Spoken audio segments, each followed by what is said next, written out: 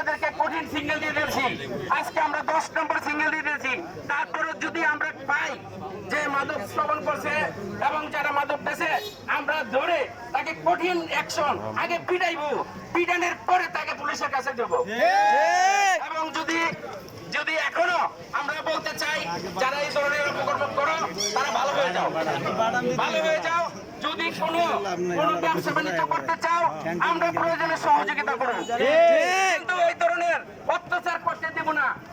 আমাদের ছেলেমেয়েরা লেখাপড়া করতে পারে না, এইটার কারণে এর মাদক বাড়ি বাবা বাড়িছে, আমার তো এখন 100 বাড়িছে নতুন, তাই না? তাই যাক 100ই শেষ করে দেবো। এখন আর কোনো জীবনে আমরা এখন থেকে আমাদের অভিযান অব্যাহত থাকবে। আমরা আপনারা মনে করেন না যে আজকে আমাদের অভিযান শেষ, আজকে তো শুরু, আমাদের অভিযান শুরু থাকবো যতদিন এই মাদক নিরসন না হবে। আমরা যদি মাদক নির্মূল না করতে পারি আমরাও রাজনীতি করুন না আপনাদের মাঝে। আপনারা দোয়া করবেন এবং সহযোগিতা করবেন, আমাদের পাশে থাকবেন। আমাদের শ্রদ্ধাভাজন নেতারা আছে, এই ইউনিয়নের সিনিয়র নেতৃবৃন্দ আছে, ওরা সহযোগিতা করব। আমাদের পাশে প্রশাসন আছে, প্রশাসন সহযোগিতা করব।